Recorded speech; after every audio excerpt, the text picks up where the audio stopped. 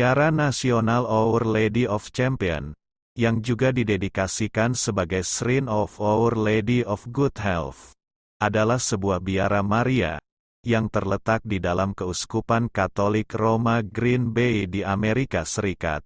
Kapel ini berada di bagian Champion di Green Bay, sekitar 16 mil, 26 km, timur laut dari pusat kota Green Bay. Didirikannya biara di lokasi ini karena adanya laporan penampakan Bunda Perawan Maria kepada seorang wanita kelahiran Belgia, Adele Bryce, pada tahun 1859.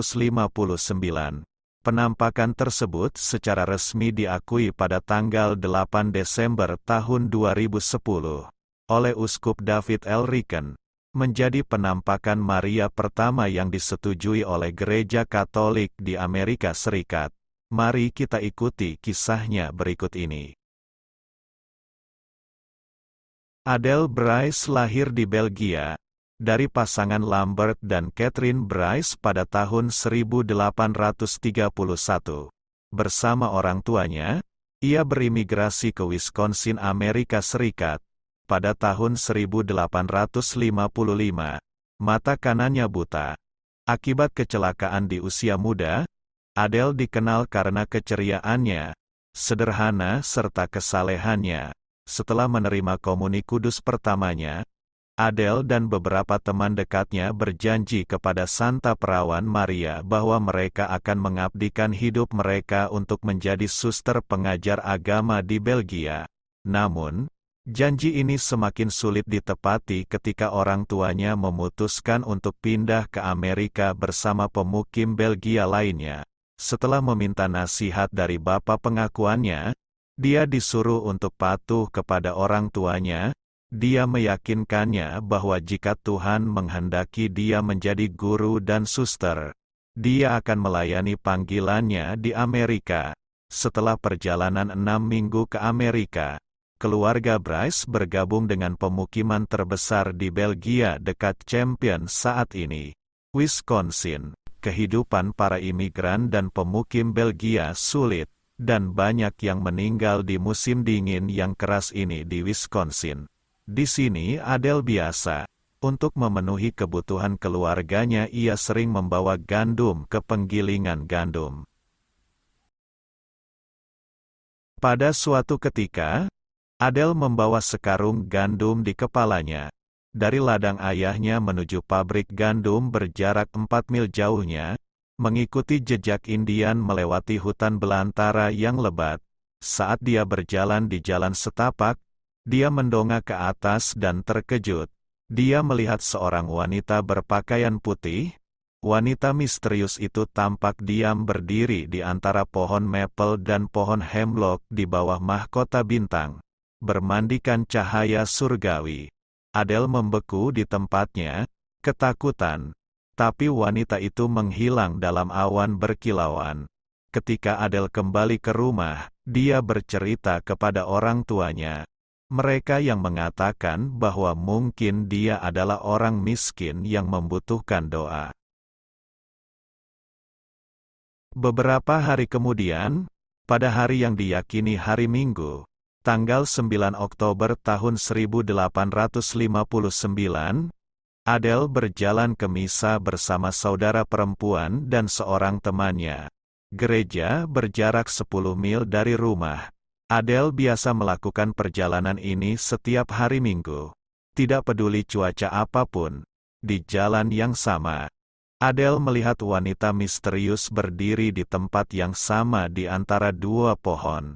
Namun, karena hanya Adele yang melihatnya, ia dan teman-temannya melanjutkan perjalanan menuju misa. Setelah misa, Adele berbicara kepada pastor parokinya, dan pastor tersebut menginstruksikan kepadanya bahwa jika wanita itu muncul lagi di hadapannya, dia disuruh menanyakan, "Demi nama Tuhan, siapakah Anda, dan apa yang Anda inginkan dari saya, dalam perjalanan pulang?" Adele melihat wanita itu untuk ketiga kalinya, saat dia dan teman-temannya mendekati tempat suci tersebut. Adele dapat melihat wanita cantik, berpakaian putih mempesona. dengan ikat pinggang kuning di pinggangnya. Gaunnya jatuh dengan lipatan yang anggun. Dia memakai mahkota bintang di sekeliling kepalanya, dan rambut panjang bergelombang keemasannya tergerai di bahunya. Wanita itu mempunyai cahaya surgawi di sekelilingnya sehingga Adele hampir tidak bisa melihat wajahnya. Karena diliputi cahaya, Adele berlutut dan berkata, "Demi nama Tuhan, siapa kamu, dan apa yang kamu inginkan dariku?" Wanita itu menjawab, "Saya adalah Ratu Surga yang berdoa untuk pertobatan orang-orang berdosa, dan saya berharap Anda melakukan hal yang sama. Anda menerima komuni kudus pagi ini dan itu bagus. Namun Anda harus berbuat lebih banyak. Buatlah pengakuan dosa umum dan persembahkan komuni untuk pertobatan para pendosa. Jika mereka tidak bertobat dan melakukan penebusan dosa, putraku wajib menghukum mereka." Teman-teman Adele, yang tidak dapat melihat Bunda Maria, bertanya, "Adele, siapakah itu? Mengapa kami tidak dapat melihatnya seperti kamu?" "Berlututlah," kata Adele. Nyonya itu berkata bahwa dia adalah Ratu Surga. Bunda Maria menatap mereka dengan ramah dan berkata, "Berbahagialah mereka yang percaya tanpa melihat." Kemudian, sambil memandang ke arah Adele, Ratu Surga bertanya, "Apa yang kamu lakukan di sini dalam kemalasan sementara teman-temanmu bekerja di kebun anggur putraku? Apa lagi yang bisa saya lakukan, Nona?" tanya Adele sambil menangis. "Kumpulkan anak-anak di alam liar ini dan ajari mereka apa yang harus mereka ketahui untuk keselamatan," jawab wanita itu. "Tetapi bagaimana saya harus mengajar mereka yang saya sendiri hanya tahu sedikit?" kata Adele. "Ajari mereka," jawab wanita itu dengan tersenyum, "katekismus mereka, bagaimana memberi tanda salib pada diri mereka sendiri, dan bagaimana menyambut sakramen. Untuk itulah yang saya ingin kamu lakukan. Pergilah dan jangan takut, aku akan selalu membantumu." Kemudian, dalam balutan atmosfer yang bercahaya, Bunda Maria mengangkat tangannya seolah-olah dia sedang memohon berkat bagi mereka yang berada di kakinya. Perlahan-lahan dia menghilang dari pandangan, meninggalkan Adele yang pasrah dan bersujud di tanah. Ini adalah awal yang sederhana dari misi Adele untuk menjadi guru, untuk baktinya kepada Tuhan dan Bunda Maria. Setelah penampakan itu dan mengikuti instruksi Bunda Maria, Adele pergi sejauh 50 mil untuk mengajar anak-anak. Dia tidak peduli akan cuaca, lelah atau ejekan. Ia juga menawarkan diri untuk melakukan pekerjaan rumah tangga, dengan imbalan atas hak istimewa untuk mengajari anak-anak katekismus mereka. Ayah Adele membangun sebuah kapel kecil segera setelah penampakan tersebut. Setelah beberapa tahun mengajar sendirian, Adele akhirnya dibantu beberapa wanita dalam pengajarannya. Mereka diberkati dengan banyak dukungan, tidak hanya secara finansial, tetapi juga oleh para pria dan wanita yang melangkah maju untuk membangun sebuah biara, sekolah, dan pada tahun 1861 mereka membangun kapel kayu yang lebih besar di lahan tersebut. Kata-kata Notre Dame de Bonsecours, Pris pour nous, tertulis di pintu masuk kapel, yang artinya, "Bunda penolong yang baik, doakan kami." Namun, misi Adele tidaklah mudah, terasa cukup sulit. Adele dan saudara-saudaranya seringkali tidak tahu apa yang mereka makan esok. Adele bersama-sama mereka memohon bantuan pada Bunda. Besok sebelum pagi di depan pintu, ada sekantong tepung dan daging yang datang.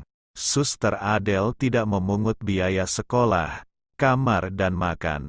Dia meminta sumbangan, sayur-sayuran, biji-bijian, dan daging ke seluruh wilayah untuk memberi makan murid-murid kecilnya. Pada tanggal 8 Oktober tahun 1871, Hampir 12 tahun sejak kemunculan terakhir Bunda Maria, kebakaran besar Pestigo terjadi. Hingga saat ini kebakaran tersebut masih dianggap sebagai kebakaran paling dahsyat dalam sejarah Amerika Serikat, menewaskan antara 1.200 hingga 2.400 orang dan membakar 1,2 juta hektar lahan. Karena angin kencang dan lahan kering, api dengan cepat menjadi badai api dan menderu seperti tornado tepat menuju halaman kuil. Karena putus asa mencari bantuan, orang-orang dari pedesaan sekitar lari ke kapel tempat Adele dan teman-temannya. Mereka berdoa memohon perlindungan Bunda, mengangkat patung Maria.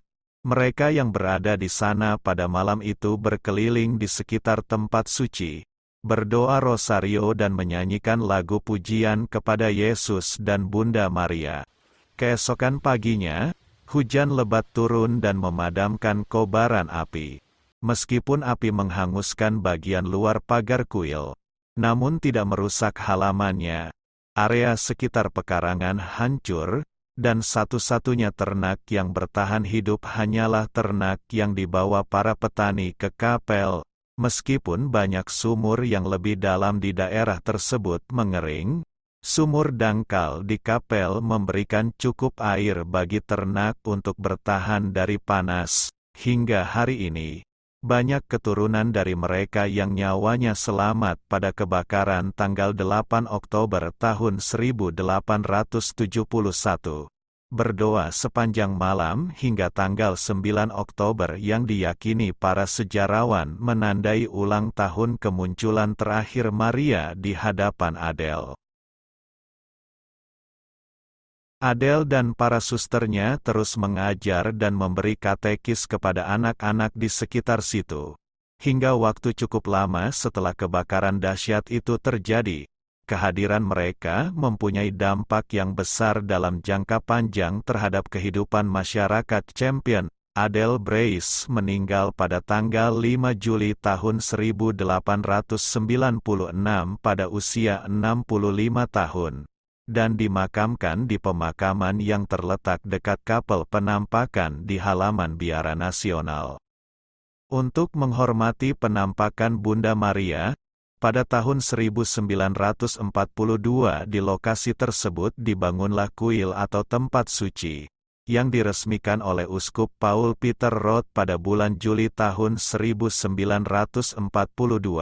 Bangunan bergaya Gotik Tudor dan menampung sekitar 300 orang. Oratorium penampakan juga berisi kuil Our Lady of Champion memperoleh pengakuan nasional ketika penampakan kunjungan disetujui. Setelah penyelidikan selama 2 tahun, oleh Uskup David Ricken pada tanggal 8 Desember tahun 2010. Ini menjadikannya penampakan pertama dan satu-satunya yang disetujui oleh Gereja Katolik di Amerika Serikat. Pada tanggal 15 Agustus tahun 2016, Konferensi Uskup Katolik AS menetapkan tempat suci tersebut sebagai tempat suci nasional. Sebagai pengakuan atas hal ini, nama kuil tersebut diubah menjadi Kuil Nasional Bunda Maria Penolong yang Baik. Kemudian pada tanggal 20 April tahun 2023, nama kuil tersebut diubah lagi, menjadi Kuil Nasional Bunda Maria Champion. Demikian kisah penampakan Bunda Maria Penolong yang Baik, di Champion, Wisconsin, Amerika Serikat. Salam damai, dalam kasih Tuhan kita, Yesus Kristus. Amin. Terima kasih sudah menonton. Untuk kelangsungan channel ini, jangan lupa subscribe, like jika menyukainya, share jika bermanfaat, dan komen. Tuhan Yesus memberkati. Amin.